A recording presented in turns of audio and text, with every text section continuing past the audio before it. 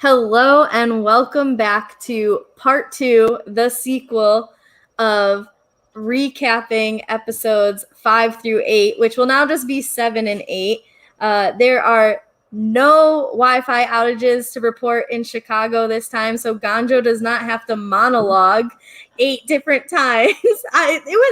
You did great. You did absolutely great. Yes, no, and it's not your fault. I just try to do my little bestest to keep the show going as much as I could. You did. Because sometimes I would cut out and like still be able to hear you, and I could be like, "Oh well," and then it keeps going. You I'm have like, to. "Oh my gosh!" So yes, hi, I am Carrie. I am here to lead your circle recaps, and I am yet again joined by Ganjo. I am so excited to have you back. Like, as much as it sucked with the Wi-Fi stuff, like it's low-key like great because I get another podcast with you. Period. And I like being the beta to your alpha, and I think we have a really good balance going on. So I love to see it. Even though I'm somewhat of an alpha, I'm not a full alpha. I'm like a beta alpha hybrid, and I think you might be an alpha beta hybrid, but like you're more obviously way more of an alpha than a beta. I would agree. I think I'm an alpha, but I know when to back off for the most part. Like maybe like 90% of the time. There's still that 10% of me that like just can't stop myself from going the fuck off. But in defense of that part, I don't tend to know that I'm doing it, and it's not till like after someone's like, "You came across really strong." I'm like, "That was just honest," and so yeah, but. But people can't take that, people don't like that personality. When you in a face with stuff, they skittish and they get all scared, they tuck away. They don't want to see that. The amount of times I've had to say, don't ask me a question if you don't want the answer.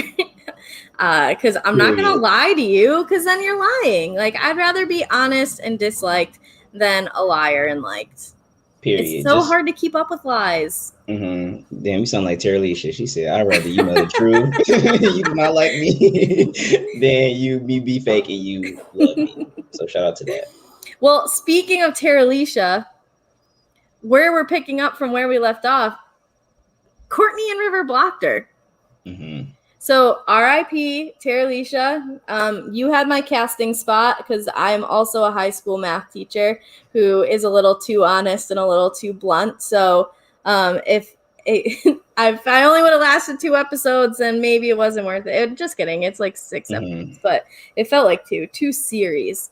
So we find out that Terralisha can meet someone face to face, and she chooses to meet Chloe. Chloe thinks that Trevor might be a catfish. Terralisha explains that Savannah wanted to block Chloe. She also explains that Emily is the Joker because she's 100% positive of this. And she says that, maybe she didn't say this. Maybe I wrote this. I wrote Terralisha and Savannah fuck themselves. I don't remember Terralisha saying that. Agreed. I don't remember that either. So this meeting with Terralisha and Chloe, I expected it to be on par for what it was. What did you think of Chloe and Terralisha meeting? I thought it was very awkward because I think at that point Chloe was a little checked out from Terralisha, and I think Chloe was 10 toes down, feeling like Terralisha was a catfish, especially after that. To see the real me comment, I think a lot of alerts went off in people's heads, just like, Terralisha might be a catfish. I think Terralisha coming in with all the incorrect reads was so funny. Like, it was just like, okay, I feel like I do understand you want to help Chloe, but I think Chloe was able to put Chloe in a position that Chloe was never going to go home. Terralisha was not. So I think that's what the disconnect was at. It was kind of like Terralisha was kind of telling Chloe how to play. It came off to me as Terralisha felt like she was giving Chloe all the details. And I think Chloe had more of the picture together than Terralisha did. So it kind of really came off weird. But I think it was a positive situation. I loved your insight on that. That was phenomenal. something I also loved was Chloe's backbone in not hiding the wanted Terralisha for being a catfish thing. I was like, you know what? Good on Chloe. Because, like, even when in season 2 of the UK Circle, when James had his big, like, Billy is a catfish board, he hit it and then presented it to him. But she had it, like, front and center on that sliding door, which I absolutely loved. Same. I liked it too because like she had it in her hand. She was like, "Oh, basically, do I hide this? Do I do it?" And she made the decision to actually post it back up to be like, "Okay, I thought you were a catfish. If you do come, I'm sorry you're not. If you're not, basically." But I did like that as well, like because it'd be easy to like knowing that person just got blocked and just hiding all the suspicions you probably had from them because you know it doesn't matter at that point because they're already out. But like you said, good for Chloe. Shout out to her. I loved the backbone there. And I think it was also great for TV to have it just up there versus like presenting it afterwards. Because Terralisha was like, "Oh, it's a nice little picture you got there of me." Chloe was like, "Yeah, thought you were a catfish. You're not. My bad." Anyway. But okay, I have a question before we move on. Do you think Chloe cares? I know she kind of mentioned around this a little later on in the episode about Emily potentially being a catfish as well. But do you think Chloe cared that they were catfish, or like, do you think she was just trying to basically keep whatever ally she could? I think Chloe is doing an excellent job of creating connections across the entire cast. And I think she has a little bit of a leg up in this because of being on Too Hot to Handle, where you're brought in with all these strangers and you have to make these connections to make good TV. Like, she has the experience. I wasn't expecting her to be this good at it, but I think that she's doing what she needs to play the game. I wouldn't be mad at a Chloe win either. No, not right now. Definitely not. Definitely not. The only reason I would be mad is because it's like, you already had a chance to be on Netflix and there's some of us at home that want to be, but otherwise I support it. Like, they brought on someone worth watching and she's playing the game well. So I can't be too mad about it. So we get the newsfeed updated and Terralisha in her video warns about the Joker. And that is the third regular person gone. So do you think that the catfish thing is a big deal this season at this point? I know we kind of talked about it last time, but I think with 3 out and them at least expecting 3 catfish probably enter the circle at the same time, they're probably, I don't know if they think that for sure, but it was 4, right? It was River, Emily, and Trevor, right? Those are the original catfish. Am I right? Yes, I think it was 3 and 5. Well, 3 and 5. So you got rid of 3 regular people. You have to feel like you're swarmed with catfish at that point. Like at least 4 or 5. Like I like basically because they're going to add at least 1 more catfish, right? And probably at least 1 more new person. So I think at least you're getting 1 of each, probably. So there's at least 4 catfish in the house or in the circle. So I think it wasn't a big thing at first, but I think the fact that they haven't been paying attention to it and the fact that 3 regular people have went home, they're going to start, okay, every little thing is going to be suspicious. Right. And I mean, it makes sense to think that way because it's like flipping a coin. The odds are if you flip 3 tails in a row, are you going to pick tails again? Or like the next one has to be heads? Same type of outlook I'm thinking of, like, okay, we had 3 regular people in a row. There has to be so many catfish in this place. We have to start getting them out. And I think that could be an easy vice for people to jump onto. We see that Lee says, like, I might have to become a catfish hunter to preserve myself as not being seen as a catfish. And he's like, trust me, the irony is not missed here. So after the newsfeed, we get the circle chat, and Chloe admits in the circle chat that Terralisha came to visit her. What do you think of that? I feel like since Chloe was the 3rd person to get visited, I think it's okay to do it because basically the Joker has already been in the circle, right? So at this point, so they already know that the Joker is a thing, and potentially Chloe haven't got seen yet. Basically, Chloe could have got saw, but like you never know. So her saying that she got seen instantly when she got seen, it may alleviate her from the other 2 visits, and it may take a lot of traction off her name. Just any type of thing that was going to be on Chloe's name, and they might trust Chloe more because Chloe told the entire group that Terralisha saw her. Yeah, I agree with that. That maybe people aren't going to think she's a Joker if they did even think she was, although that really didn't seem to be anything we heard, just because she's being so forthright with her information. In this point, or in this circle chat, though, maybe not out loud in the circle chat, but out loud in his confessional in his room, Mitchell says that he's getting Joker vibes from Courtney. And this is the first time we hear it out loud. So first of all, I have 2 questions because, again, we did kind of talk about it last time. What do you think of Mitchell being pretty spot on about Courtney being the Joker? And then 2, are you surprised that video has surfaced of him doing an Instagram live with a massive Confederate flag behind him?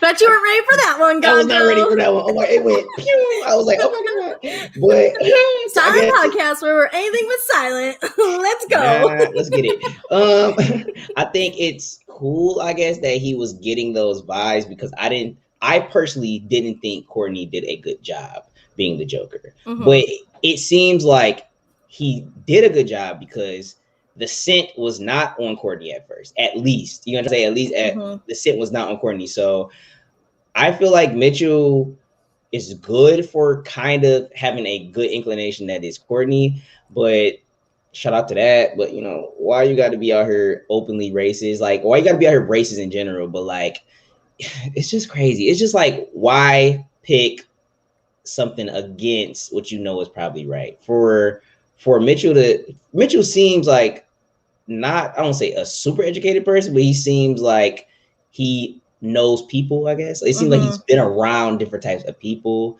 That's the vibe I get from him. But the Confederate flag shit, that's crazy. I don't want to say I don't put it past no white person, but right. You know, I'm trying to say I just wasn't, you know, at least you about to be on national TV, at least keep the shit low key if you're gonna be on tip like that. But it's actually very wild that that he, you know, he's supporting that type of shit. So it was uncovered that he on Instagram Live made racist and homophobic remarks and also had that Confederate flag behind him. So then when I read this, I'm like, do you know which person in the circle fits both of those things that he doesn't like and is now pushing negative vibes towards? A Kawika Dink? I think not. So I'm just putting it out there. This is what I not just read, but saw on the Circle subreddit. So thanks for keeping me informed that he had like Instagram lives of this stuff. So maybe we put it on our radar as a different lens or perspective to consider Mitchell through, because we were praising him last time. And then I read this and I was like, God damn it, I just said nice things about this man on the internet. Good thing that it kept cutting out. Maybe that got deleted too. I personally just, I feel like we all felt the same way. We always like, we thought we wasn't gonna like him. He has a decent personality. It's not bad. And like, he was perceptive, but like, you know, all this information, you do got to start thinking like, was he really perceptive or he just didn't like Courtney? You gotta try to say like, or that's the vibe he was on. So, I mean, it's especially because he had really, that's why I was saying it's impressive if he did, you know, come up with it himself or he actually did feel like it. But I don't know. It just seems like it's very targeted. So I'm gonna leave it at that. My guy is tripping. So I am interested to see how it plays out, especially now knowing this information about Mitchell. So not here to lead a smear campaign, but just stating objective facts. And anything nice that I said previously, I would like rescinded from my record. And I'm just going to be very subjective about him. I mean, objective, not subjective, objective about him from here on out. So Mitchell, you lost a fan. All All right, we get into Lisa, aka Lance, chatting with Mitchell and Kat, so with the newbies, and she goes into it with the three of us are new, so maybe we can, kind of line it together and make it through this together. So Kat, though, has a different agenda for this chat. Kat comes into this chat fucking swinging, and that's why we love her. She goes, Lance, why are you here? Period. Bye. This isn't the celebrity edition. Like, what are you doing? And Lance just goes, I love competition. Okay, then like go play wiffle ball in the backyard with the rest of NSYNC. Like, why are you here trying to take 100K from the rest of us to start up a tour? First of all, that was the worst. That was the worst thing Lisa could have said as Lance. Like, I just don't understand. Why would he need 100K why would he need to potentially win the circle to go on tour? You know what I'm trying to say? Like, right. It'd be different if he was saying, I'm just trying to get, more publicity right now. You know what I'm saying? We might hit a tour later on. Just like, you know what I'm saying? I'm just here just for the clout, basically. Anything but money. I'm raising money for puppies. That wins it. Like, you don't need it. And I think Lisa was trying to make a joke, but this is a hard lesson for a lot of people to learn. So I'm going to put it out into the universe for you as someone who I'm confident in saying that I am funny. Jokes are supposed to be funny. So if your joke isn't funny, it's no longer a joke. It's just a shitty comment. So sorry, Lisa, you just made a shitty comment. You didn't make a joke about the whole going on tour thing. But this one was not much better. She's like, oh, I love competition. Like, come on. Like you said, come up with a good reason of like, oh, actually, after this, I'm going to be hosting a show or doing something that like I'm trying to rev my visibility back up. You literally have to say you're not here to win. You have to openly say that. You have to be like, I'm not here to win, because you want people to feel comfortable with leaving you in the game. You know what I'm saying? Knowing that, okay, this might be an extra person that, not necessarily trying to get the dub, and then you pull some, magic tricks at the end. If you're good, you're going to be able to do that and you're going to win. Because you're going to try to say, like, if Lisa was sitting next to specific people like Chloe, maybe a Trevor, and maybe even a Courtney, I think Lance could like make a mistake and win. You're gonna try to say like them trying to not make Lance win, Lance might end up winning, because they might think like, well, if I put Lance down here, Chloe goes right to the top. So they're going to be thinking they're somewhat strategic in this house, but anything would have been better what they did. But I don't even understand Lisa. Like, I don't think Lisa really came in strapped with information. That is a very big difference between the US and the UK, where the UK, they do not want to get caught up. Like, they have books, they have notebooks, they have so much research and material basically to counteract any type of situation. And a lot of the Americans are not prepared. I can't remember her real name. Delisa. I knew it was. Delisa. It might be Sha. I listen. All right. Well, her new nickname is D, because I know her name begins with that. So D came in with a book written by her husband about himself. Like, even she came in with more information about the man she's married to than Lisa did about a celebrity that she's playing. Like, how do you not have more? I get that you're his assistant, but you've only been his assistant for, I think she said I can't remember if it's 7 or 14 years. She said 14. Okay, 14 is what I thought. So even then, like, NSYNC wasn't in its prime 14 years ago. That's past the NSYNC prime. That's when the most information was available about him, and the information that other people care about. So all the information she has doesn't matter. Right. Basically. Right. So here's where Kat fucking killed me, though, when she's like, you know what? I saw you at a concert in Texas and you were wearing this leather jacket with zippers and it was so cool, or something like that. And she's like, Lance didn't wear this jacket. If he's real, he'll know. Like, from 20 fucking years ago. Girl, I don't know what I wore yesterday. Period. And my whole thing with Lisa was, that was such an easy question to deflect. Like, that's something like, I don't know. I don't care what she says. You just got to say something like, "Oh, I don't know. I could, but who knows?" Like, you know, I'm trying to say, I wear so much shit. Yeah. I've worn so much stuff. I wish I had it, and if I go back and I do have that exact same thing, I will come and send that motherfucker to you. But right now, what's going on in the circle? I'm sorry. You're gonna try to say like I'm trying to. You have to. I don't say you can't be too like game, but like you can't stay on that subject too long. Right. But especially if you don't have information. Kat celebrating her win of, he didn't wear that. He's not real. It's like, oh my gosh. I might not be real if someone were to ask me a question like that from 20 years ago. Like, what jacket was I wearing in my like 5th grade play or whatever? Was that even 20 years ago? I might be older than that, but whatever. Like, oh yeah, that was 20 years ago. I just did the math quick. So I have no idea. Like, why would Lance remember one jacket from, like, yeah, they tend to keep the costumes consistent, or like apparel, whatever. Mhm. You know what I'm talking about, inconsistent in their concerts, but still, like, that is, if that's what you're going to use to convince people, I don't know if I would say you've solved the case here, Sherlock. I'm not convinced. That's so important, because especially if you're trying to convince other people, if you come with that to other people just because you feel like you did good, and even let's say Lisa literally felt like she got out of that situation scot-free. She was just like, amazing combo, I'm good. And Kat on the other end of it, like, I got his ass. I got him. And I'm like, okay, bet, we love it. But if you throw this to too many people and they like, I mean, we are sussed out about Lance, but for total different reasons. Right. So that might hurt Kat to be like, I mean, I don't know if it will, but it could, in sense, to be like, oh, Kat really don't got a grasp of what's going on. You're trying to say, like, let's say a player might feel that way. You know, who knows if she gives that information to the wrong person and they're like, oh, maybe Kat don't really know what's going on. Maybe I can't put her as an influencer or something. You know, it could have negative effects possibly, but it was dangerous.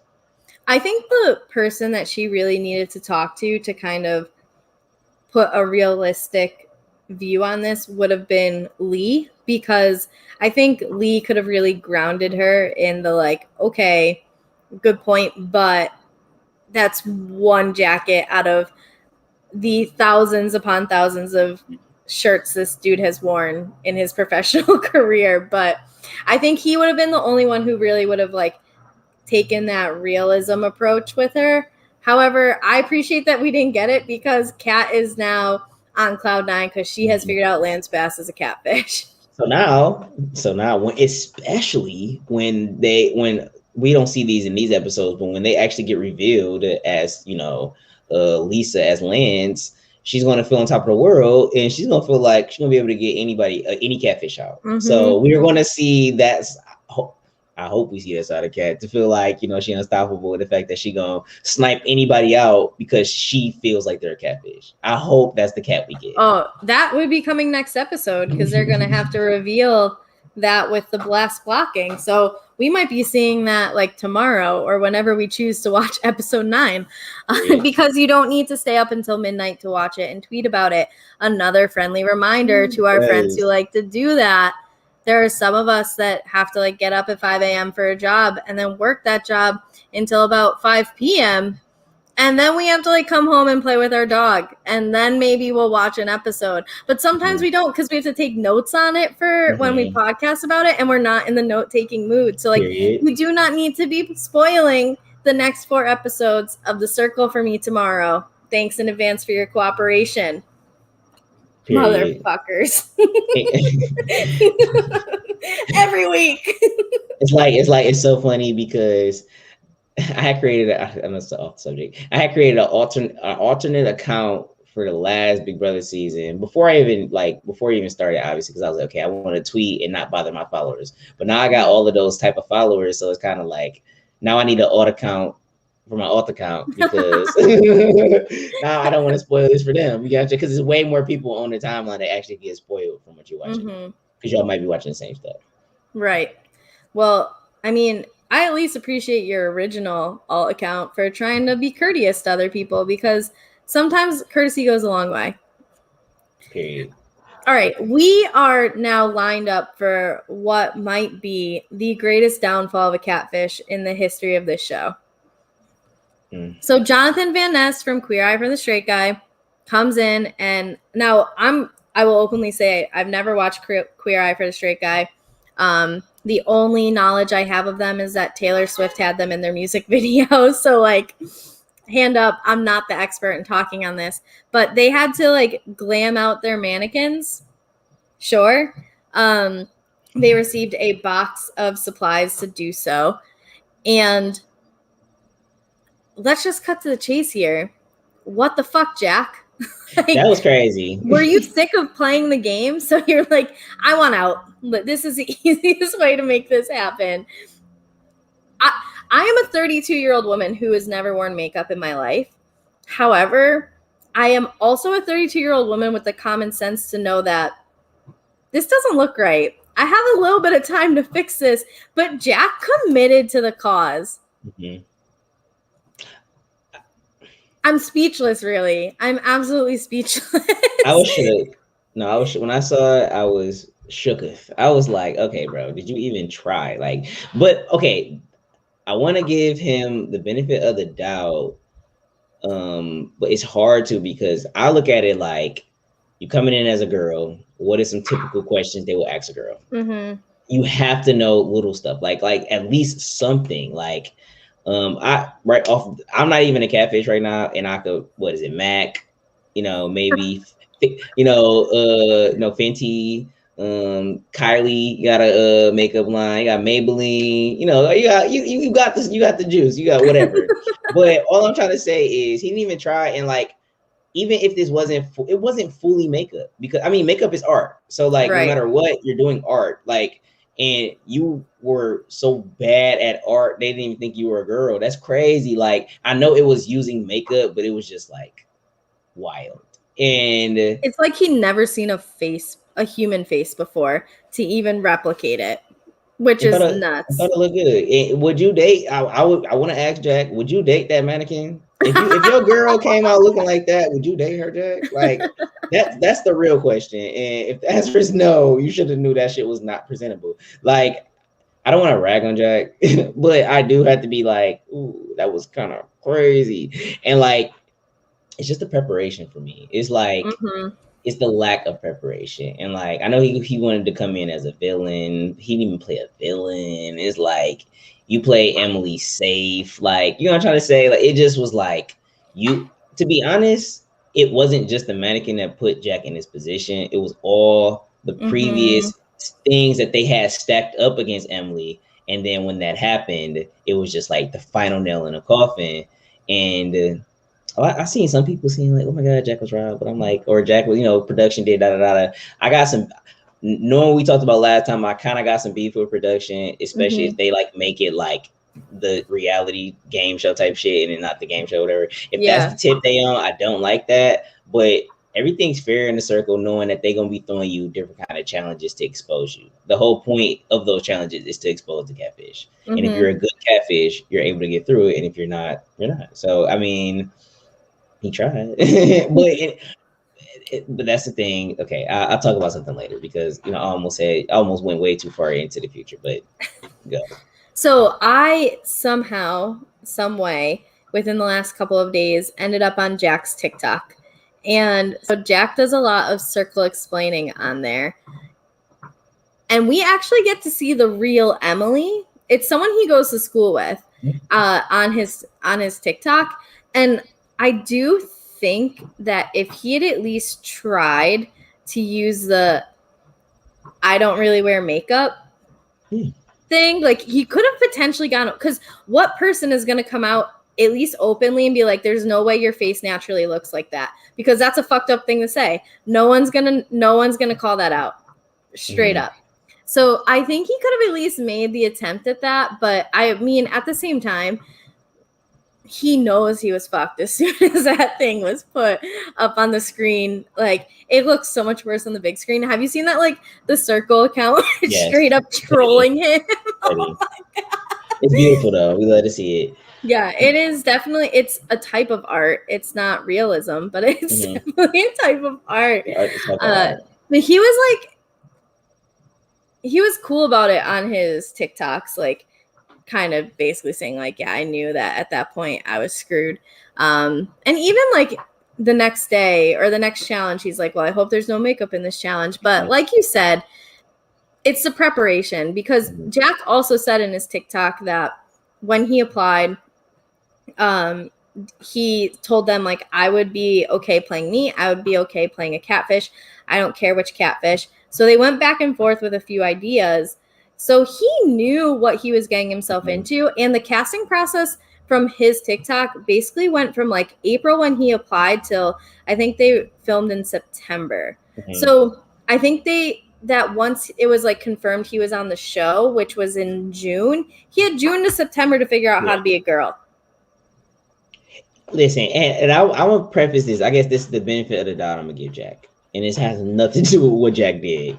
It's more so stop assuming people know things just because they're a certain gender. And like it's the same thing with Trevor. Like I don't watch fucking football, or I kind of watch football, but like I kind of don't. So like if I don't know somebody's name, I just know somebody's name. I'm an automatic catfish if I don't watch sports, just because I'm a guy. If that makes sense. Oh my gosh, that the gender roles, the sexism in that alone, because I'm a big sports fan. I can tell you more about most like sports than most men can. And so when I hear that, it's like, so am I catfishing like society right now? Am I a man? Am I not aware of this? I have some self-exploration to do here. Your name is Corey. Mannequin. Yeah, it's actually Carl. Just put that little space, make this space. A funny story, so little like tangent, is I was in like first grade and I was the only person except with my mom in the waiting room at the dentist's office, and like the hygienist comes out and is like, Carl, and like we're looking around, there's no one except me and my mom. And my mom looks at me and she's like, I think they're talking about you. They're like, do you mean Carrie? And they're like, no, it's Carl. And she's like, is the dot of the I connected? And the one was like, oh my God, I'm so sorry. So then fast forward to when I'm in college and I'm working at a restaurant. And my mom comes in and she told like the girl I was closest with this story. Literally 2/3 of the staff only called me Carl for the rest of the time. So there was a portion of my life that if you said Carl, I responded thinking you were talking to me. That's beautiful. We love this. So Carl is not your alter ego, or your male version of you. Okay, I'm gonna catfish as Carl the man, and I don't really have to change anything. God, you know, I like sports. So, period. But yeah, I think, and I can't do makeup. I am a man. I'm a man. I've decided. Cheers to me. I'm a man. Boom. I have a glass.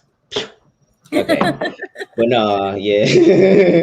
Emily was a victim of gender roles. But yeah, Trevor ended up winning, which I think was good for Trevor, I guess, for clout. But like, what do you really get out from winning? That's the other side of this coin. Is there was accusations of Trevor's being too feminine and Jack's too masculine, but Trevor wins, so kind of like gets to just skate by on this, where Jack is now the catfish because he is clearly a dude. Yeah, I mean, like I said before, it wasn't just this terrible mannequin. It was the other stuff in front of it, and this was just like stamp. Jack, you're a motherfucking catfish, Emily. Funfetti icing on the funfetti cake. Like, sorry, bud, your bed is made. So after the competition, which, I mean, I don't want to harp on Jack's misfortunes for too long because the Circle's social media accounts is fucking destroying this kid's life.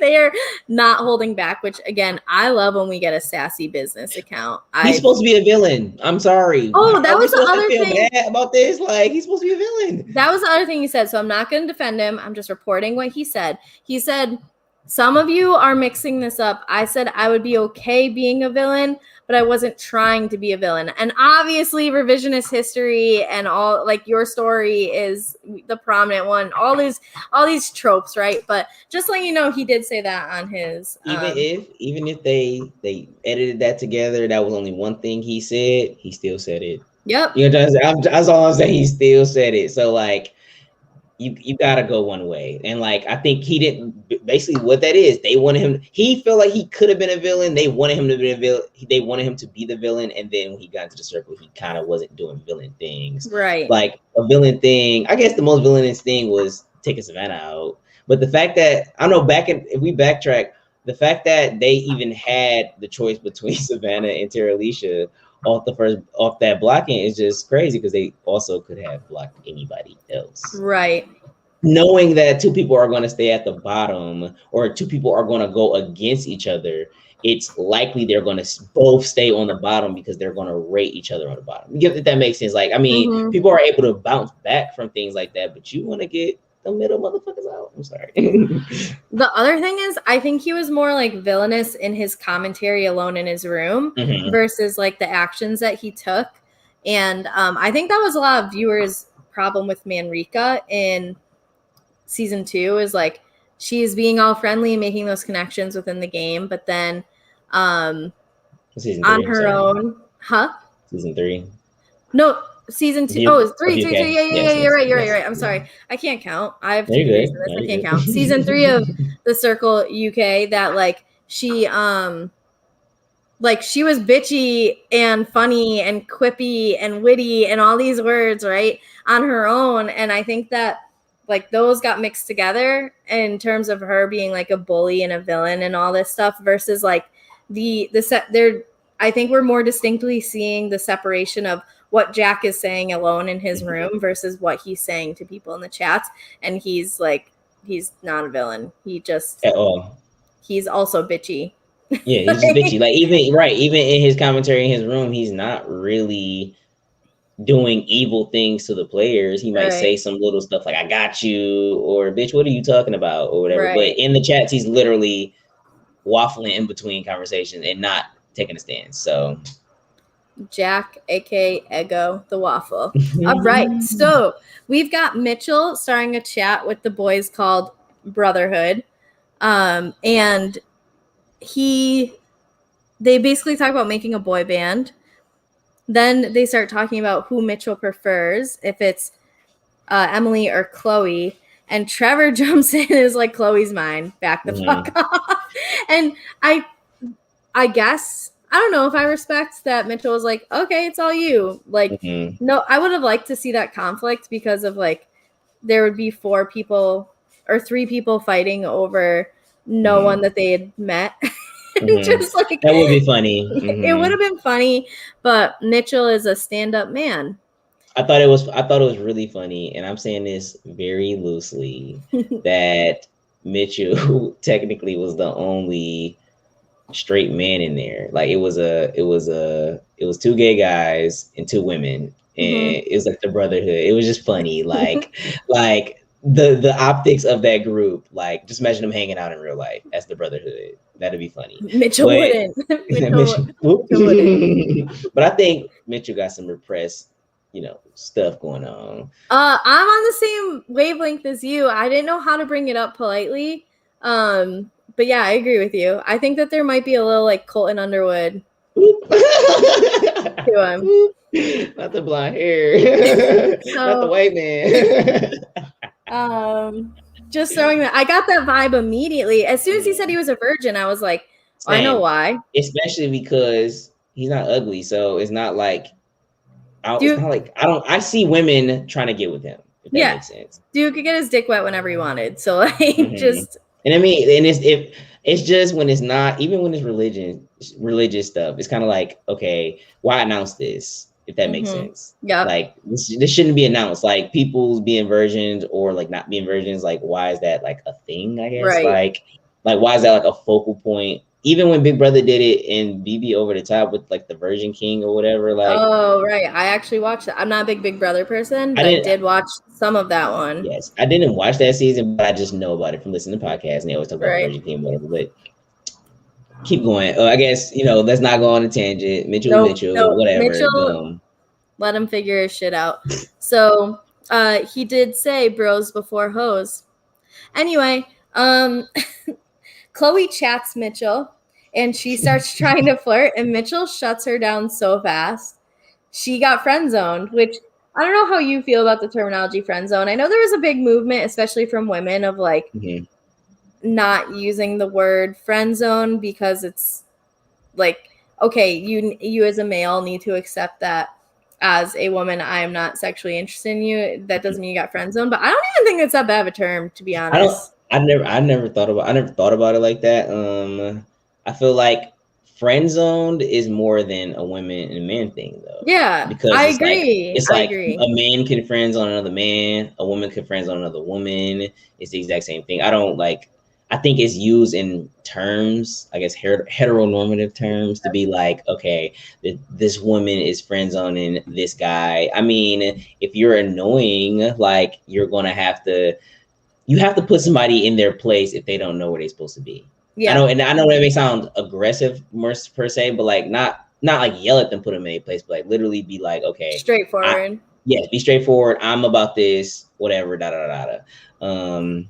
I also think that this whole conversation of friend zone like occurred before the Me Too movement, where it became much more, I guess, like accepted for women to take a stance of like owning who they do and do not want to have hit on them, have relations with, whatever it may be. I think the friend zone conversation controversy even was before that. So I think we're past a little bit for the reasons that you just said, like, well, a guy can friend zone a guy, a woman can friend zone a woman. Like it, like we see here, a guy friend zones a woman, and it doesn't just have to be that one way. But I do think it was like the precursor to the bigger conversation of like women having some more power and equity. Yeah, agency is a great word for it too.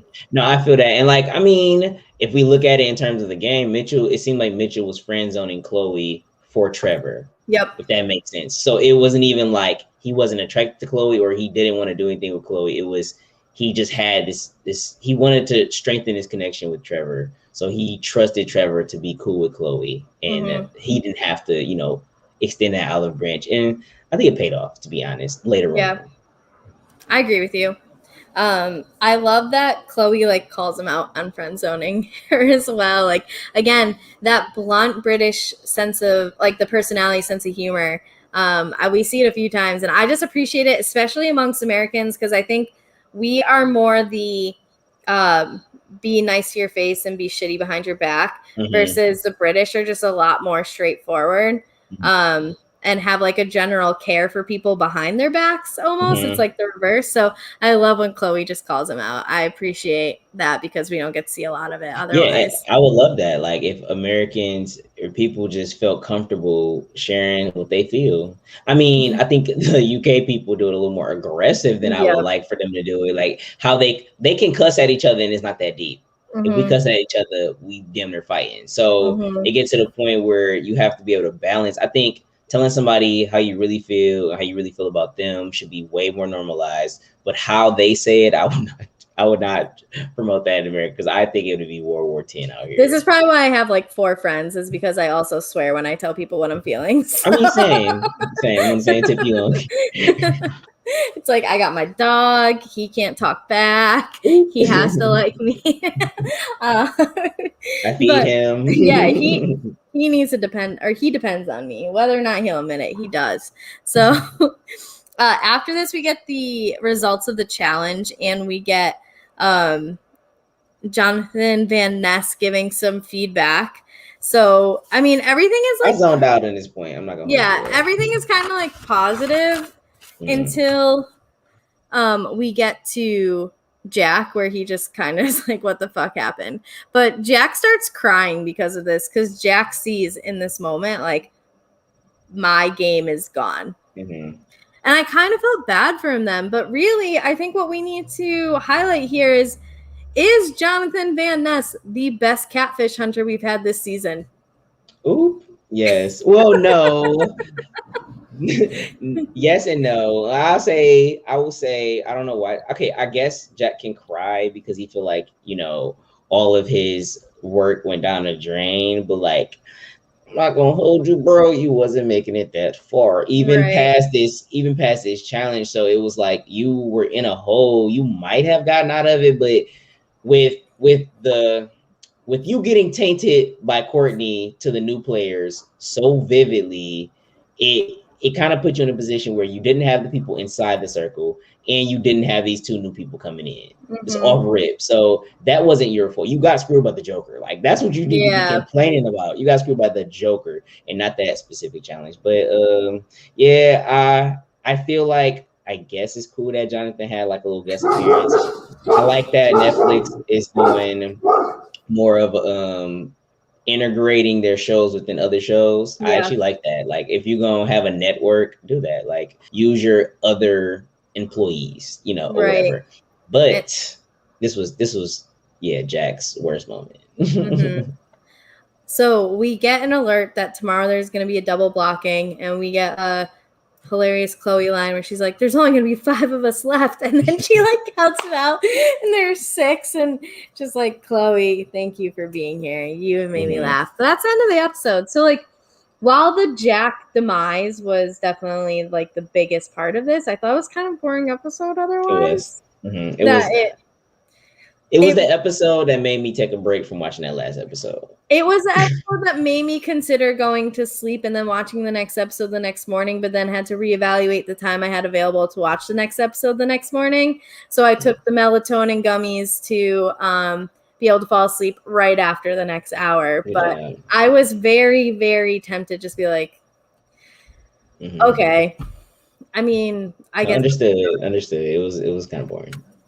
I agree. So we start episode 8 and Emily is being questioned like she committed a murder. Like, straight up. Like, there's interrogations happening in everybody's rooms of like to themselves about Emily. We've got Chloe being like, is my best friend a dude? We've got Mitchell being like, have I been flirting with a dude? Which must be fucking him up so bad. Like,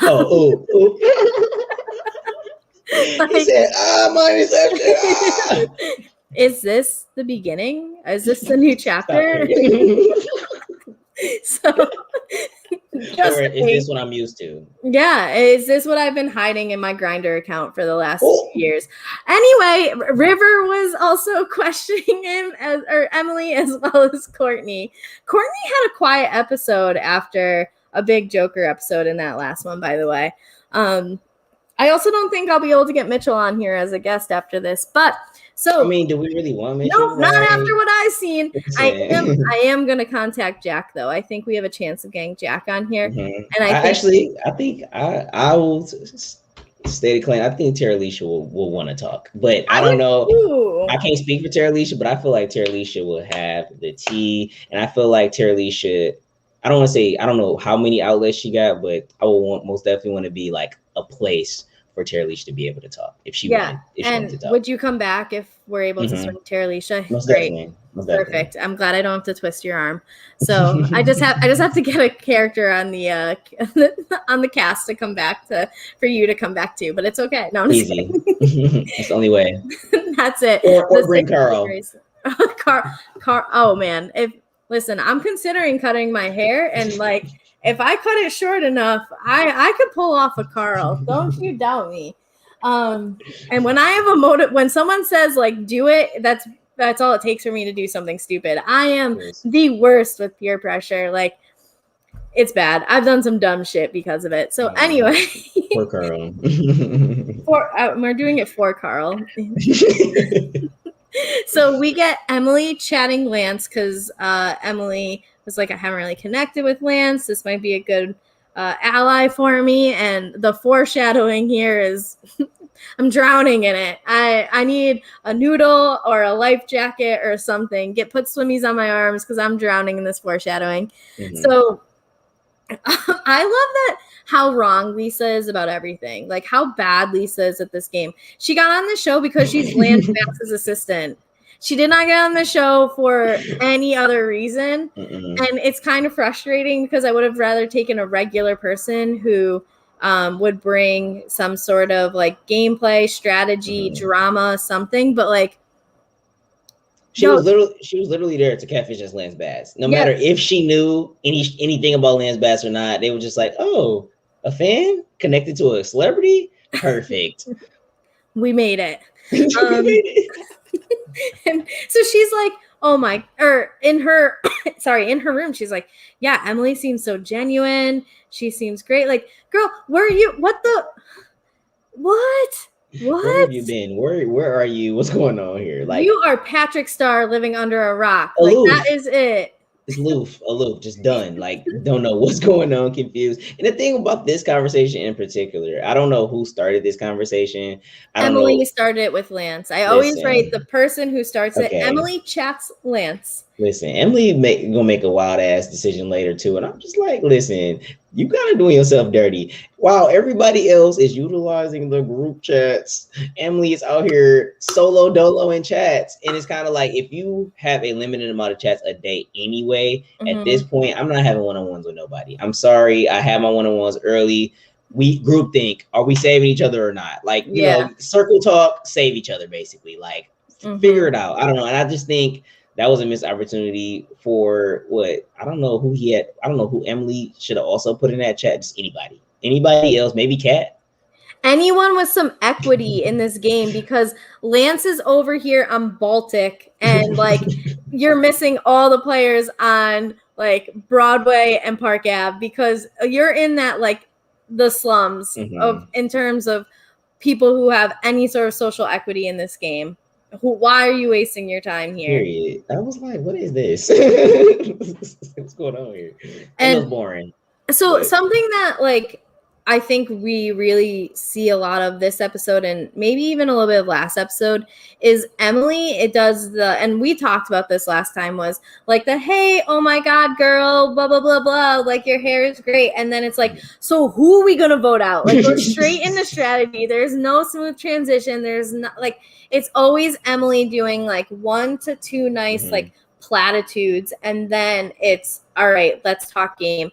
And, I think really underestimated what the social game could do for her / him for Jack. So we saw it right here where it's like the introduction and then, okay, so game, what are you thinking?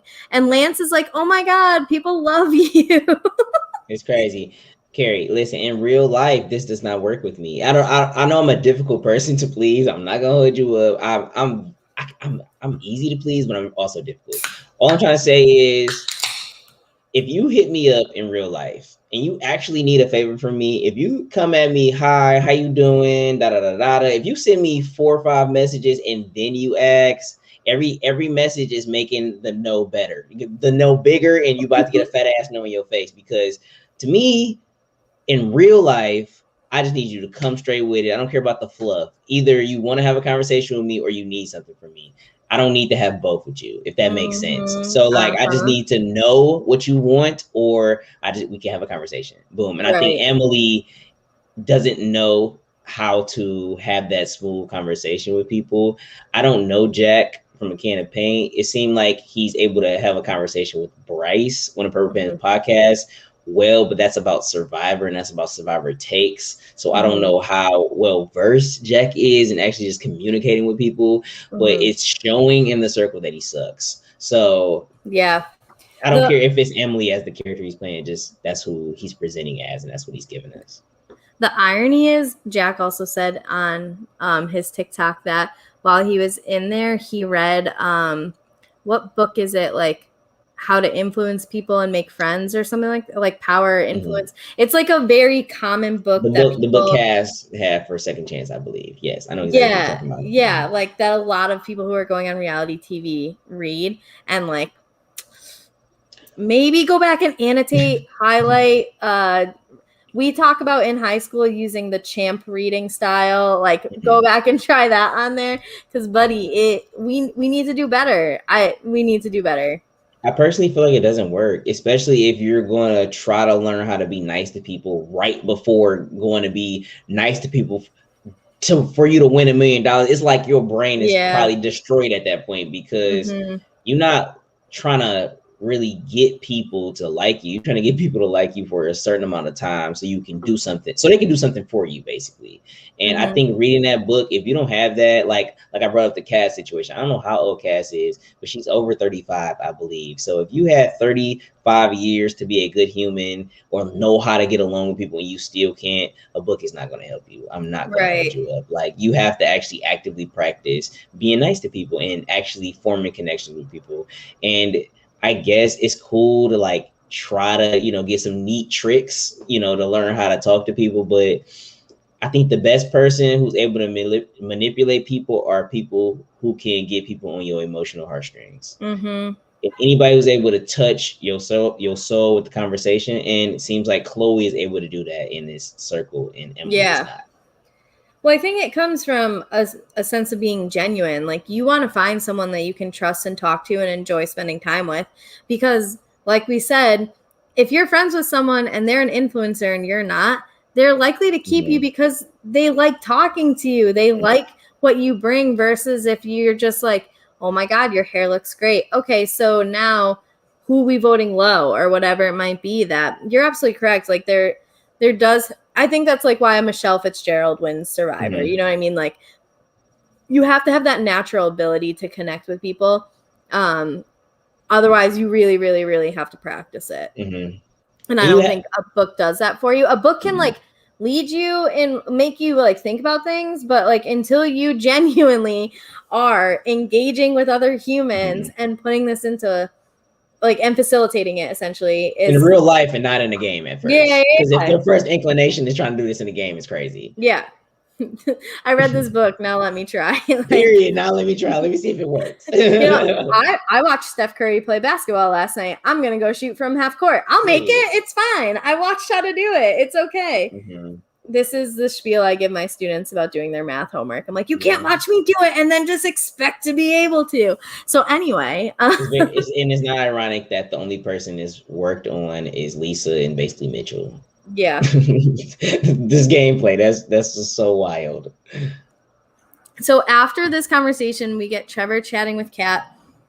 Trevor throws Mitchell under the bus, and Kat's like, that's my dude. Like, take it easy, essentially. But Kat calls out Lance as a catfish, citing her source, which is the leather jacket with the zippers. And Kat also calls out Emily because of the mannequin. So, do you think that Trevor is going to believe or care that Lance is a catfish? I don't think. I don't get a solid read on where Trevor thinks Lance is. I think Trevor thinks Emily is a catfish at least, but Trevor isn't like, Trevor doesn't just want Emily out. Like, I'm trying to say, Trevor's actually, I don't know if this did anything. I just like where Trevor is. Like, I really like how Trevor is consciously basically in the middle, right at the top in the middle. That's like basically riding. It could be threatening later on to be like, okay, this person's been third the whole time, so they actually are probably going to win the game. But just because how numbers go, I think that's the third person you're least likely to put fourth. If that makes sense. You're probably going to put them second. And I think if you sweep a whole bunch of seconds, you might actually get it. If that makes, I don't know how the numbers really go. No, it does. I've played the circle online in like Discord, and I was no one's number one, but I was everyone's number two, and I ended up winning because the other four people were like being strategic against each other, and were either, well, like I was legitimately everybody else's number two, and like everyone thought it was like, oh, this is my like secret little alliance partner, and that's what allowed me to win, because when they got strategic with everyone else. So I agree with you that like you don't necessarily need to be everyone or anyone's number one, but if you are as many number twos as possible, mathematically, that's going to get you farther than being a four for anybody. Right. Exactly. Because sometimes you can't really counteract somebody not liking you that much. But if you can keep people liking you to a certain point where, like you said, you stay their number two. Being their number two is more important than being anybody's number one in this game, because if you're openly somebody's number one, y'all two gonna get split up versus the third person, if that makes sense. So I also think we see, and I think it's purposefully, that Trevor says, okay, my strategy is working. Like this is what Trevor wants. Doesn't want to be in number 1 or 2, but also doesn't want to be at the bottom. And so if this is what D is genuinely going for, then I think she is executing it perfectly. Because also she is a catfish. So keeping the Lances around benefits her because everyone knows Lance is a catfish. So if someone decides they want to go catfish hunting, they're going after Lance before they go after Trevor. And now Emily is obviously a catfish. So like they're going after Emily before they go after Trevor. And that's another round to live, which means you're going to get another person to come in. And that's another connection you can make. So even with like Savannah, the sister, going home, Trevor's still sitting in such a great spot. I love the game that Trevor/D is playing here. Same. I'm on the exact same tip. And I think Trevor is doing a really good job of talking to people, like diversifying his or hers, like portfolio, really, like circle portfolio, like diversifying the people that they feel close to. Because at this point, if I name off, Trevor has, I feel Kat, to be honest, I feel like Trevor also has Chloe. And I think if Trevor is good enough, Trevor can swoop in and get Mitchell. And I think if he ends up getting Mitchell, I think that's when Trevor will become an influencer at the perfect time, probably around from six to five. No, I think that, I don't know for sure. I'm just guessing a number, but I think from 6 to 5, when they get to that point, I think Trevor will be influencer. 6 to 5 tends to be the super influencer as well, where it's I know that. Okay. Sometimes, like at least in UK circle, the last season, season 3, that was where we did that. And I think we've seen it before. So that would be, I mean, I would support that entirely. I think that Trevor is a great game player and also entertaining to have on our TV. So I support all of it. So after this chat, we get River chatting with Chloe and Courtney. And again, we see Lee's wit here where he calls it the Kardashians, but with a C. And really like playing to the people that he's playing with. Like Chloe's going to eat that up. Courtney's going to love it. And just really, like, I think Lee is such a good player, and I just do genuinely wish we got Lee as Lee, because I think he would win people over as his, like, whatever age, 50-something-year-old self, like, because he's fun to talk to, he's insightful, and he also has a great read on this game. But I think we even, like, lose a little bit of him with River, to be honest. Yes, but the Kardashian thing really brings up a great point. Not even the fact that they're called the Kardashians, but they're spelled with a C. He doesn't even have a C in his name. So how did he even get into this? But the fact that it's something current enough, but not easy current that an old person would know, or an older person or grown person would be paying attention to. So I think they at least don't think River is old. I think they really think River is River's age. Like, I think that's why I'm really in the middle, where like I kind of want to see him play as Lee, but I'm kind of like in the boat of, ooh, he actually playing River to a T, because guess what? He's the only catfish that nobody has been sussed about. Right. So, I don't think he's doing a bad job. I think it's kind of like the last season, The Circle, where we had Scott playing as his grandma. That like Scott was such a great character as a human, that to see him in there as himself would have been great. I just would have loved seeing Lee in there as himself as well. But he is doing a great job as River too, so I'm not going to take that away from him. So in that chat, we get Chloe calls out Emily's mannequin, and both of the other two agree. We get River straight up calling Emily a catfish. So like people have danced around it, but River says it. And then I don't know what the advice was. Clearly I wrote these notes however long ago, while also like doing, you know, when you like take NyQuil or whatever and you're like battling off the sleep, that's what this episode was for me. So I wrote Courtney giving great advice to Chloe. What was that advice? I had no fucking clue, but it must have really resonated with my soul. And I wrote, I like this trio, but I also wrote that any pair or group I like gets dismantled. So I'm afraid of liking this trio. Yeah, I don't like groups. I like individual players. I can't. The groups just doesn't work. I think that sometimes you need like a partner or a couple people No, to no, like no, bring out no. better parts. But I get what you're saying, like the As pair a or as a viewer, I yeah, don't care about pairs or triples. I yeah, like seeing each individual gameplay, but do what you got to do inside the game. I think yeah. having a pair, and having a three stack. I think three stacks is the most deadly. Like Mm-hmm. with having one twos all around, no matter Yep. what, lock that in. Like it don't matter where Yeah. y'all voting, one twos everywhere. One of y'all are going to end up as influencer because that's potentially two ones and a two That's all how the time. Patty ended up winning Mhm.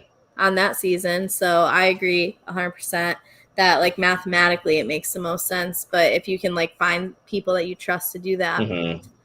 So a question that I came up with that I wrote down was, who gave Lee this many arts and crafts? That dude is always like cutting out and Mhm. pasting and gluing and coloring shit about people in the circle. Like, wait, does he ask for it? And they're like, yeah, we'll run to Staples real quick. BRB. Like, LOL. That must be his like thing. That must be like his luxury item. It must be like it must be like arts and crafts. It has to yeah. be. They gave him like a 500 pack of construction paper and we're like, Period. go at it. Here you go. He's always doing some sort of arts and Mhm. crafts in his apartment. So our next game is called Don't At Me, and it's an anonymous one. So this is nowhere shit's going to hit the fan. Mhm. So they get to anonymously ask a question to another player. So Courtney says to Chloe, are you using your relationship with Trevor to advance yourself in the game? Such a And weak question. right. And because it's like, what do you want her to say to that? Like, Right. hell yeah. Right. I'm also using my relationship with you, Courtney, Right. and you, Exactly. River, and you, everyone else, to advance myself in the game. But just because I flirted with this guy, it's got to be more than anyone else. Like, Mhm. Even though I don't talk to y'all all the time, but whatever. yeah, it's fine. It's fine. Um, so Courtney's answer was she loves to flirt, but she also Mhm. genuinely likes Trevor, which I think is the safe answer because everyone sees her flirting with like Mhm. anything. And then it also gives some confidence to Trevor that like, okay, we are like, she's saying publicly she's cool with me. And it's Mhm. one thing to say it one-on-one, but to say it in front of the whole circle chat, Right. I think must give Trevor some confidence in that relationship, whatever the relationship may be. Mhm. So then we get Emily saying to Courtney, when are you going to stop the fake nice act and just going to admit that you're going to go to the end with the OGs? First of all, Why you did Emily wake up and choose violence? violence because you have a nice girl act. You literally act like you don't want to fuck nobody over. So to say the exact same thing is crazy. You're gonna try to say to call yourself out by trying to call somebody else out is kind of weird, right? But Mm-hmm. whatever. I mean, I do feel like Courtney placates a lot.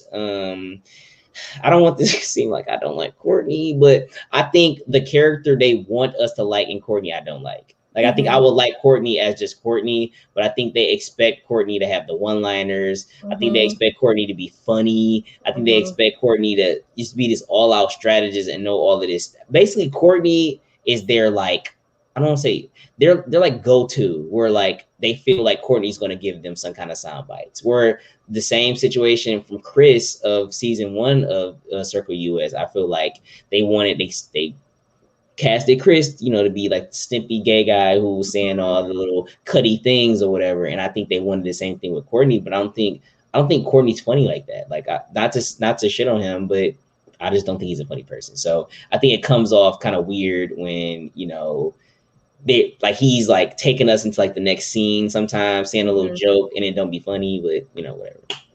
Yeah, I think they kind of banked on Courtney due to his previous experience gets current experience of hosting a pop culture show. So it's someone who's used to carrying a conversation, having to also like bring that conversation out of others. That I do get what you're saying. I enjoy him. I don't know if I have a favorite anymore. Courtney was my favorite for the first 4 episodes, but I get the point that you're making, and I can see why a bunch of people would feel that way. Courtney gets some hate online, and I don't think it's necessarily warranted, but I also It's not at understand all. the opinions of like I'm not a fan of him. And kind of like for what you just said. So Courtney's answer, though, I think was genuine in this. Also, I think it was a little gamey, but he just said, like, I'm goofy and in real life I struggle to make friends. And this is like, I'm friends with the people who've been here. I think it's all true. I think it's all true. I don't think he's lying. I also think that answer, like you said, is the emotional pull that you need to get, especially those people who have called themselves your friend, to come in closer and be like, all right, me, like, Courtney, you struggle to make friends in real life. Like, I'm your friend here. It brings in the River, it brings in the Chloe. Like, it really strengthens those relationships. I feel that.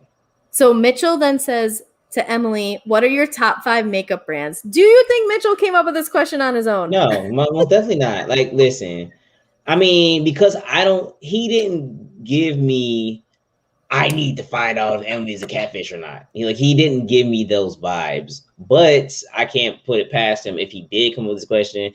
But I don't know what production be on. So I would say, I don't even know if the answers are right. Mitchell wouldn't, right. He wouldn't even know that the questions are right. So it's kind of like anybody could have asked that question, if that makes sense. Okay. And I had a question before we fully finish this. Why do you think we only got 3 questions? Do you think we got a 4th question? Oh, I mean, why do you think we only have 4, basically? Because instead of getting a question for everybody, which I feel like they should have made, they basically should have assigned questions for people, basically, if that makes sense. Or I don't know. There's a chance that the other ones got edited out because it, like, I mean, take someone like Hashu, who took every opportunity in these games in the UK season 3 to just like make a joke and have it be funny. But it didn't really have any impact on the game, where like all 4 of these were kind of gameplay strategy exposing related, that you could have had, like, I could imagine Chloe doing an anonymous question to someone being like, what's your favorite type of pancake or something? You know what I mean? Like, just not a worthwhile thing. So I'm wondering if they maybe cut the other ones, because otherwise, wouldn't you be wondering as a player, like, why didn't I get one? Yeah, I'm pretty sure I'm pretty sure there were 8 questions asked. I'm pretty sure everybody, is it 8 of them in a circle? Yeah, 8 of them in a circle. So I think it was 8 questions asked, but I just wondered why they picked these specific ones. But it does go with the storyline, I guess. It's just, I wouldn't mind seeing the other ones for the sake of like knowing that the other ones existed. Yes. Whether or not they were good, bad, or whatever. Even if one person got 3 questions, because it's like, that would be more intriguing to see everybody adding one person. You gotta try to say, like, asking that one person a question. I think that would actually be good TV to see how that person keeps answered, if that makes sense. Ooh, I'm gonna put Josh's comment up here because I think that it's very relevant to what we've talked about and what's going down. So should Emily have just owned she was a catfish to suck the air out of the hunt, and is that allowed? So Josh, I don't know if you listened to our very interrupted episode last time, and I'm afraid to say it this time because I do think it was Netflix that was causing the internet outages in Chicago. But if you listen to Vithin's podcast about what the circle does in terms of allowing people to talk to each other, who they visit after, like the chats they get, it seems very controlled. I don't know if that's happening with the US one due to like US laws, whatever. So I mean, in the UK one, James told Andy he was a catfish, that Gemma is not real, that he is playing a catfish. We also saw it in UK season 2. Was it UK season 2? I don't know if you know where I'm going with this. I can't remember her name, but she was like a fuller woman who is a normal. Yes. She was playing her hot as fuck best friend.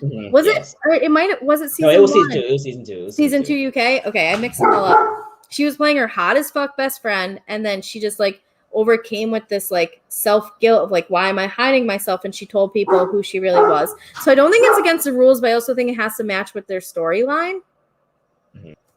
Yeah, I don't know if it's allowed or not, but it should be. Like, it honestly should be, if you want to expose it, because you're unknowingly exposing yourself with your shitty answers. So you should be able just to tell anybody in the circle that you're a catfish or not. You're trying to say, like, if you have to answer a question, you mess up and you expose yourself as a catfish, that's just as bad as you telling somebody I'm literally a catfish. That makes sense. It's just not confirmed that you're a catfish if you fuck up.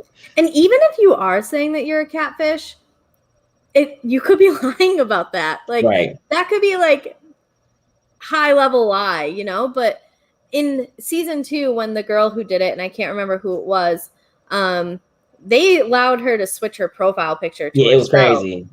But when James told Andy, obviously he didn't tell everyone, but he kept it to himself. And even Andy was like, I'm not sure if I believe this. So it could, I think that they should allow it, because then that is like a whole extra level of gameplay that you're trying to like bring someone in with this trust. Like, I'm only telling you, when really like you are actually playing yourself. And anything would have helped Emily. Anything. I'm not gonna hold you up. Anything.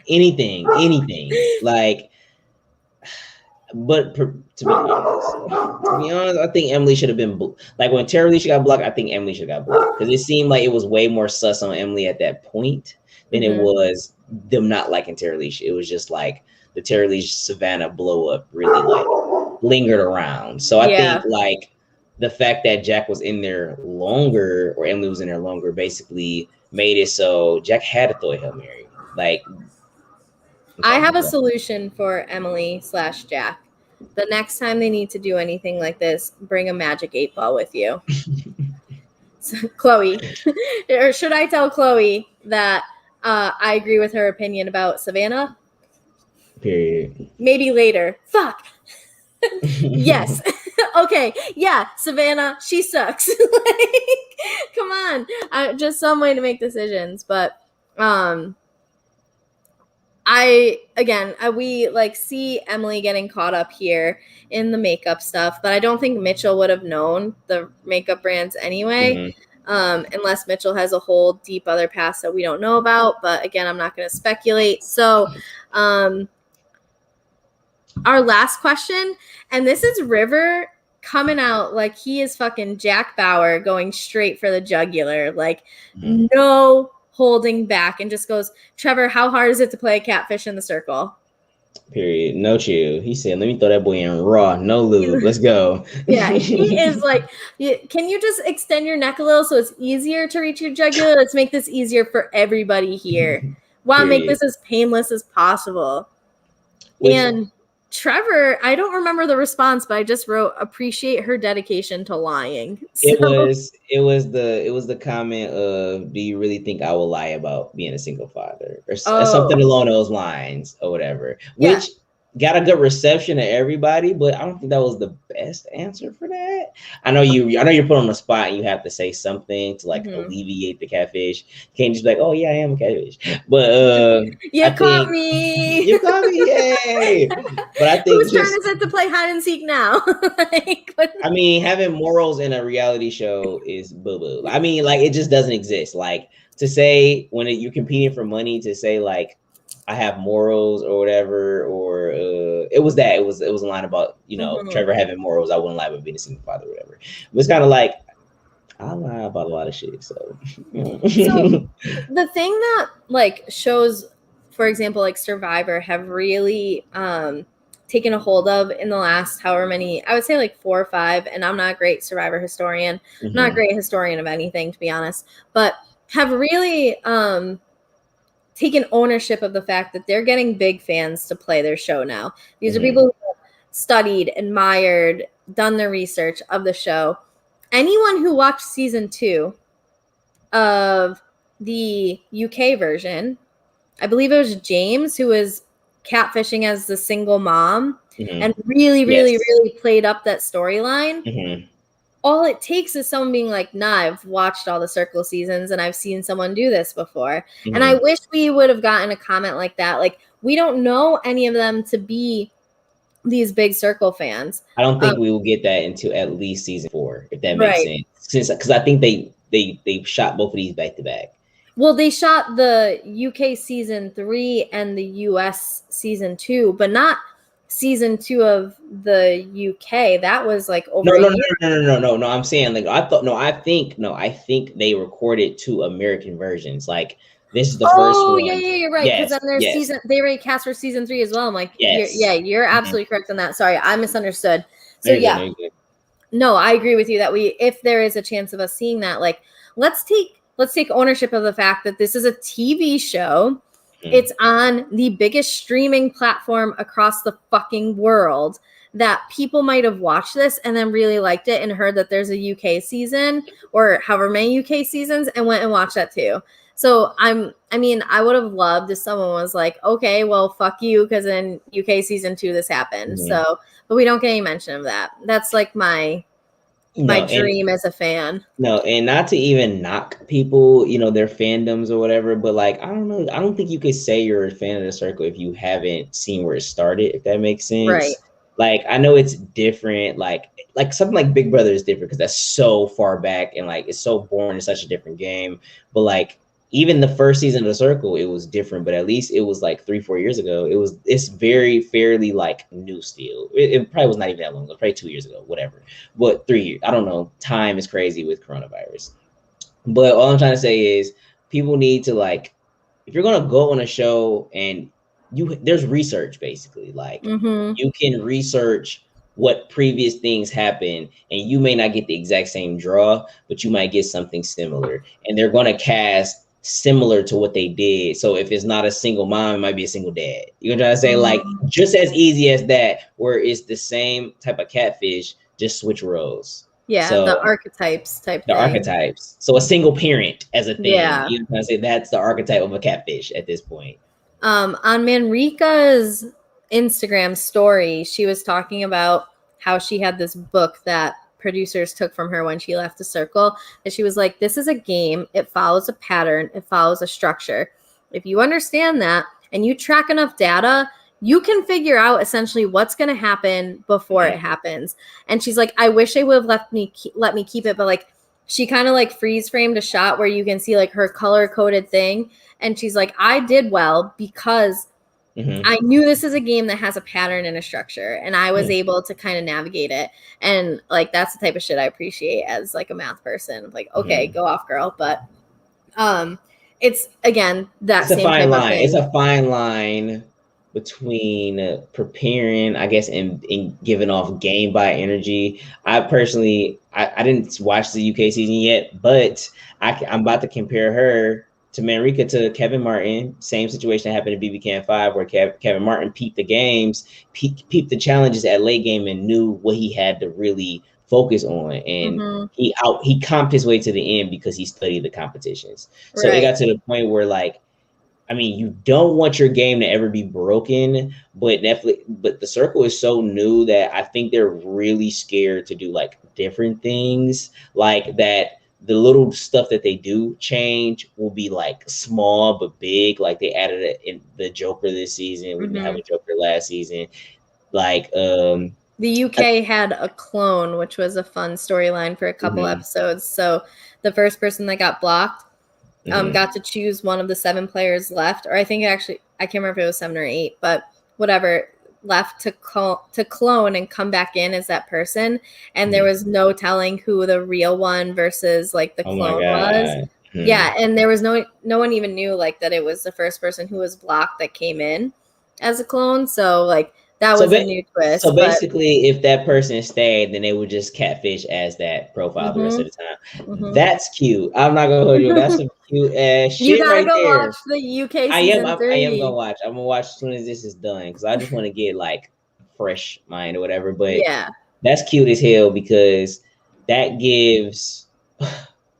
I know I will fuck that up. I'm sorry. I know I will fuck that up. Like, not me as the clone, but me being as like an original person in there trying to decipher who's not the clone or not. Like, that's the messy gameplay we need. But then that's also, I don't know if they're making it fake gameplay or not. You know what I'm saying? If that was really happening in real life, you're trying to say like, and it wasn't the production, like, puppeteer what they want, like, then it would be cool. I mean, it's cool regardless. I like that. Yeah, it was definitely fun. But yeah, check that out. It was good. So after this, we get Emily chatting with Mitchell. Emily tries to get strategic very quickly here again. So that's what we were bringing up earlier. And Mitchell tells Emily that she's got nothing to worry about. So I can't remember again, like it's the fact that I watched this 4 days ago and I still have forgotten. Was Mitchell like not feeling it? Was Mitchell like, okay, this is a dude, right? He was kind of no, he was getting like, no, in that conversation, Jack did good. Like, that's why I was just like, okay, this was wild. Like, Mitchell came in feeling like Emily was a dude. Mm-hmm. But Jack came in actually talking good and actually giving Mitchell like some reassurance and like that. And when I tell you, I was looking at that conversation, Carrie, and as a guy who talks to girls, like that's some shit that will happen. Like how the conversation was going, I was like, wow, like Jack went crazy on this one because I'm having deja vu. Like I don't know if every guy felt that way, but like that conversation, he got the essence of how he feel like girls communicate to guys, if that makes sense. Because I felt that as a guy, I was like, oh, this might be a girl, because girls actually sometimes type like this or whatever. But it was ultimately like a good thing for Emily in this situation, a bad read for Mitchell. So that makes that one thing you threw out there about the prejudice seeming a little more probably important, because if he can't decipher if Emily is a catfish or not, and when everybody's telling him Emily is a catfish, right? But you somehow know who the Joker is, kind of like is the black gay male.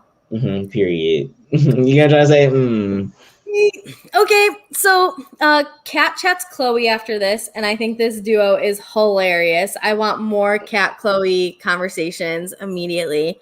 Let me see their like text chain after this, please.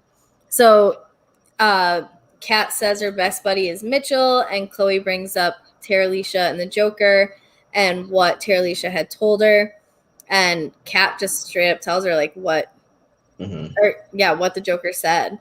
So do we think this is a formation of what could be the funniest alliance in the circle? It will be the funniest alliance. It'll be the cutest alliance, to ain't gonna hold you up. But the thing with Chloe is Chloe's not dumb. So like this conversation really felt, I need numbers and I kind of gotta risk my people to help me get more numbers. So I think this was a power move for Chloe, which shout out to Chloe, she ready to play. She came in and she basically saw the landscape and saw Kat as a potential person that she could use, not only use, but upset other people with. So I think her and Trevor both, did good by, trying to connect with Kat, because I think them connected with Kat and them like with the rankings later, I think that was strategy. Solely from Chloe. Like, you know what I'm trying to say? How that went down, I'm pretty sure that was strategy. And it was smart because you might risk one of your own people, but like you kind of get an ally, if that makes sense. Well, the next thing that happens is the ratings, and it just so happens that Chloe actually puts Kat at number 1. And Kat puts Chloe at number 3, which isn't number 1 or 2, but it's still in the top half of the rankings. So that's great. We get we have a bunch of rankings that they reveal that I'm not going to read off, but I think some important ones is Emily still has Chloe as her number 1. So Emily's not reading the room that like Chloe's out. Or the fact that Chloe has other people putting her as number 1, so you don't have to. Right. We have Kat putting Trevor as number 1, which I would have guessed it would have been Mitchell, but I do appreciate that connection that's been made. And Trevor is putting Kat as number 1. So they are, they're an Are You the One match. Period. It's cute. No, that match would be cute. Trevor was real. Even with D and Kat, I think that's a cute matchup, because I look at it as Kat needs Chloe. Kat wants Chloe to have Kat as her number 1, but Kat will probably have the relationship with Trevor as her number 1 over Mitchell, because I feel like the Mitchell one is artificial. They just came into the circle at the same together. time. That's a built-in alliance. But I believe the conversations that Kat has been having, I think she holds pretty sure Trevor and Chloe above Mitchell at this point. So I'm eager to see like really what happens with that. Also, with Emily putting Chloe as number 1, something interesting is Chloe puts Emily at number 6, the very last spot. So like they're on exact opposite pages. And Mitchell puts Courtney at number 6. So I'm not going to comment on that. Anyway, after this, Trevor, this is where I think we see like the next level of elite gameplay from Trevor. Like when this happened, I was so proud of Trevor. I was just sitting there and was like, this is a masterclass right now. Let me take some notes. Trevor chats River, and Trevor's like, can I vent to you? I don't know who would have asked me that if I'm a catfish or not. And she's pretty confident that it was River that asked her, and goes straight to the source and guilt trips the shit out of him. And Lee is like, wow, I actually feel bad about this now. Holy shit. I was amazed. I am enthralled. Trevor, teach me your ways. It's like the gameplay a lot of people are scared to like do because they feel like, oh, if this person doesn't like me, then I'm going to get exposed or I'm going to get blown up or whatever. But if you just go to them and flip the script and basically be like, don't come hostile, don't come checking them, basically just be like, somebody did this to me. I really trust you. I don't think you did it, even when you know they did. You basically disarm River, if that makes sense. Like River might not put Trevor at the bottom. You know what I'm trying to say? Even though he might should. If like Trevor needs to be on the bottom of River list at all times. Like at all times, Trevor needs to be at the bottom because I think Trevor is going to peep game and realize he's not linked in with River like he should be, basically. Like Trevor is good with a lot of people, so he gonna start counting down his allies and be like, okay, well, River not at the top, so River might have to go soon. And River says there's no way that Courtney, Chloe, or himself would have done it. So in that process, you exposed an alliance type shit. Yeah. Now I saw peep game too. When that happened, I was like, oop, I was like, not you exposing an alliance.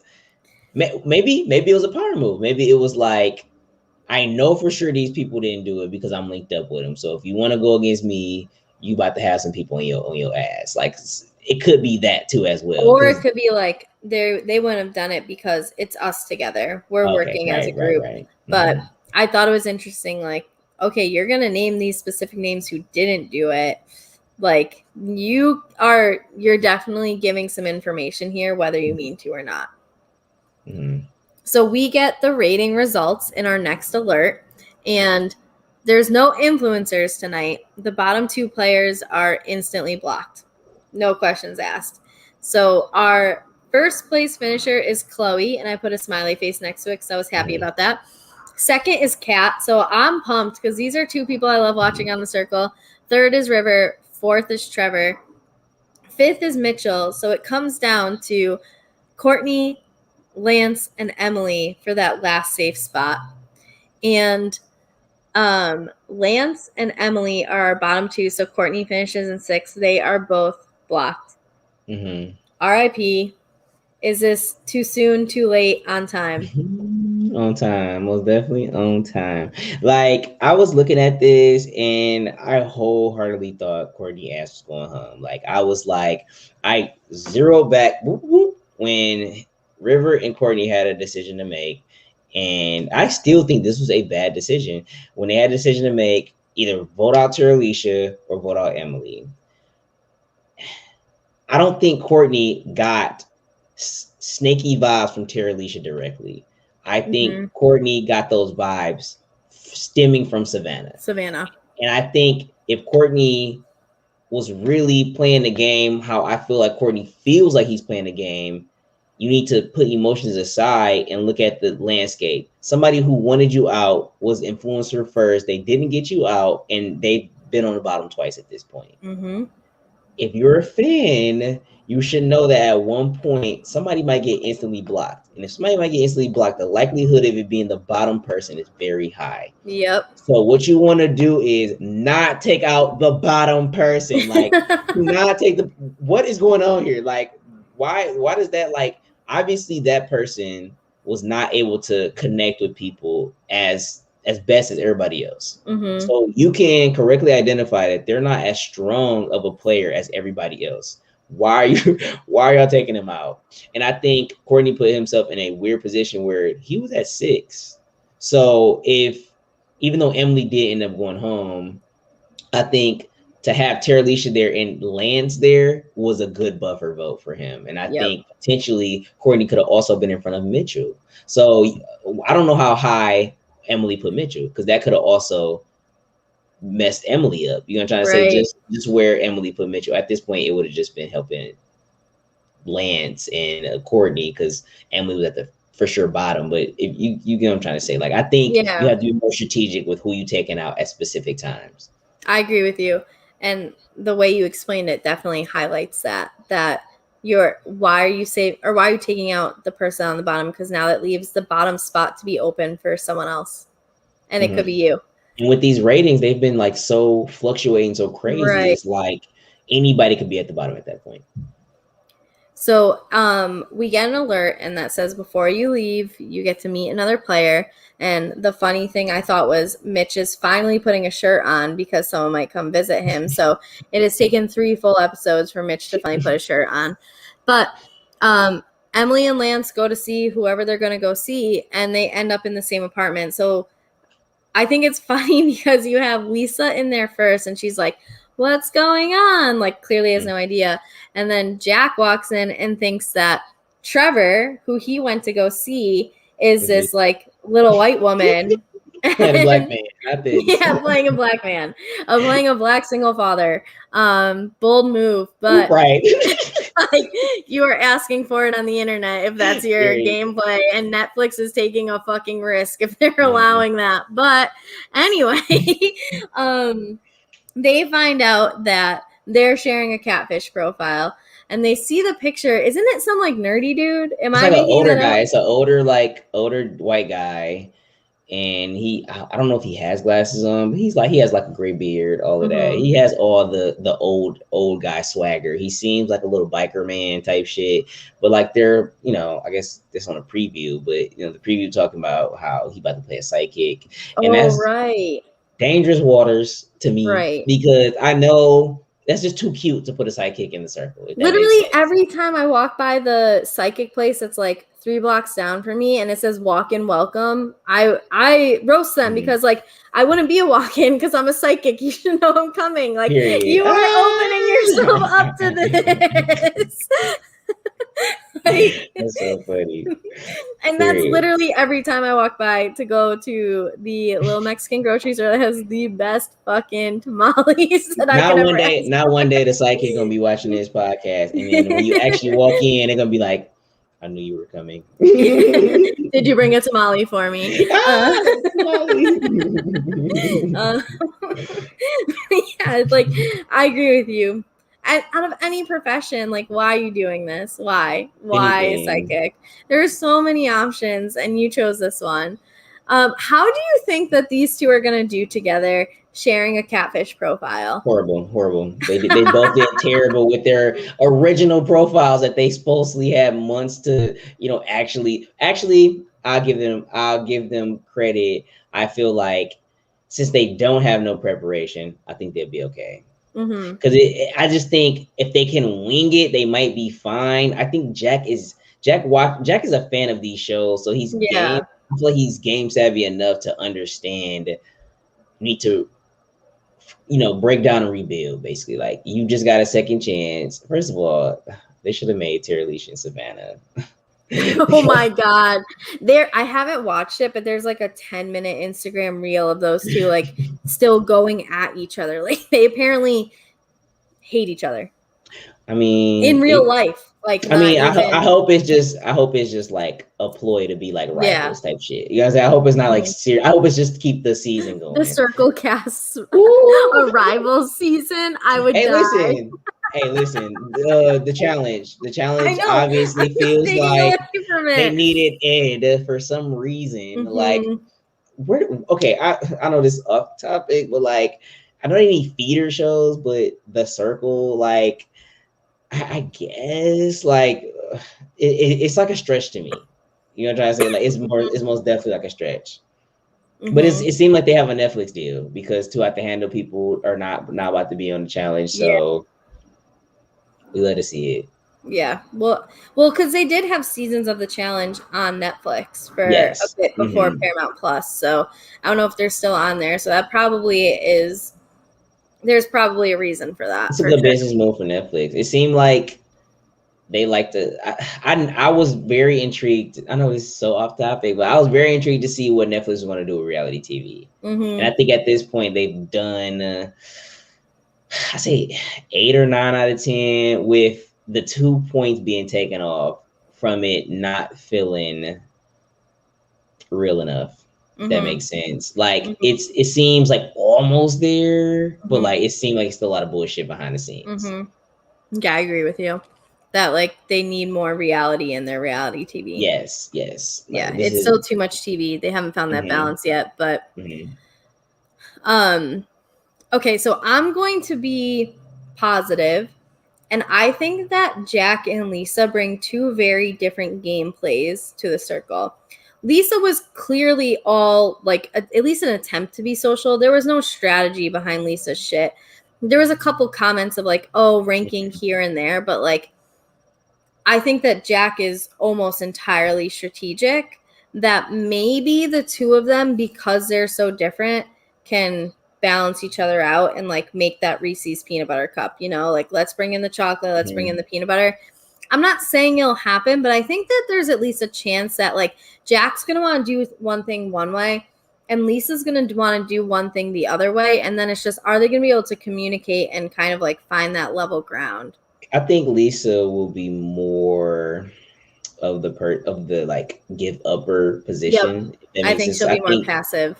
I think she will be thank you for that word, because I cannot think of it.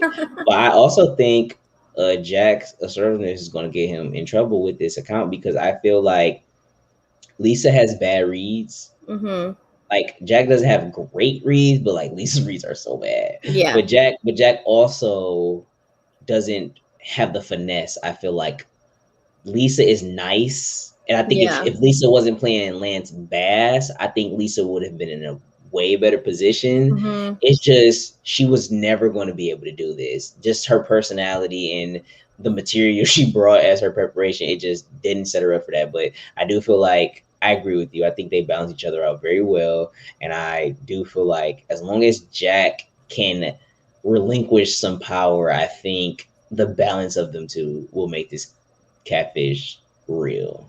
Yeah, I think there's a chance of it working. I think it's like less than 30%, but I still think there's a chance. It's just like they need to figure out their communication. And from there, maybe.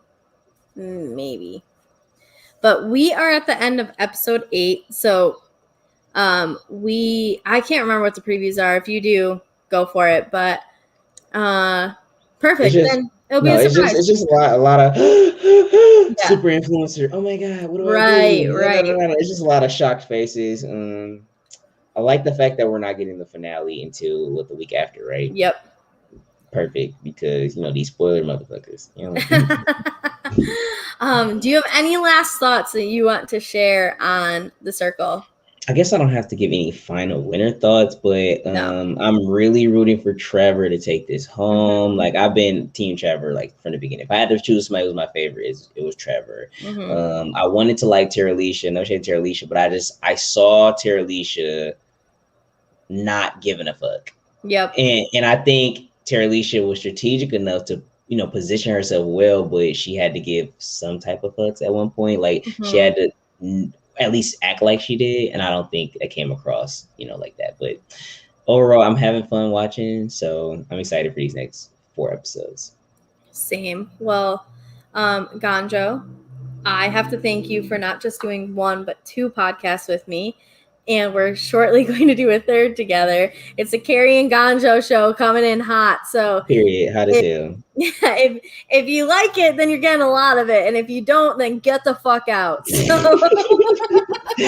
Period. No, I always have fun playing with you, Carrie. Like we love it. This has been great. I've been the worst part of Saturday was the internet, but the best part was that we got to do a part 2. So I appreciate you coming on, and you'll definitely be coming back in the future to talk circle with me for sure, whether you would like it or not. So let's get you plugged real quick as soon as I maybe should have set up for this earlier, but we can follow the second version of Ganjo because the first one got taken down by the Twitter police. Period. I was being so irresponsible. Man, go hold you up. I was singing songs. I was bringing joy to the world, and they took me out. So, Ganjo, tell us where we can follow you and what we can follow you about. You can follow me at Ganjo the Dank. I mean, my Twitter is cool. My Instagram is cool. I do these questions on my Instagram, and it's just Ganjo the Dank without the 2 on my Instagram. But other than that, I mean, I might be on some freaky shit on my Twitter. Not crazy, but let me not say that. It's just I love responding to Ganjo. One of my favorite things since following him on Twitter is getting to respond to him because it's like a level of ridiculousness that I appreciate, but it's not too much. And then I usually get to escalate it a bit, and I love to see what your response is to me. And I always go down. I never go up because I can't go too far up. It'd be too wild. So follow Ganjo. You can follow me at KGD26 on Twitter, on Instagram. Instagram is just stories of Nitro. And then Twitter is me just responding to Ganjo. Carrie is the best follow ever. She is so funny. Oh my God. I just need an outlet for my dumb thoughts, and Twitter has been it for the last 12 years. So, All right. Well, I didn't give a proper introduction to Silent Podcast at the beginning because I was so caught up in us getting to do this again. But we are here for Silent Podcast. We're anything but silent. Follow us on Twitter, on Twitch, on YouTube, and you can get coverage on a whole ton of shit. We are doing The Circle, The Challenge, Big Brother Canada, anime. Ganjo is doing Disney Channel original movies. We are just all over the place providing you fun insight on anything pop culture. So check us out on any or all the above. We are looking forward to interacting with you, and we will catch you next time for the next 4 episodes. Bye.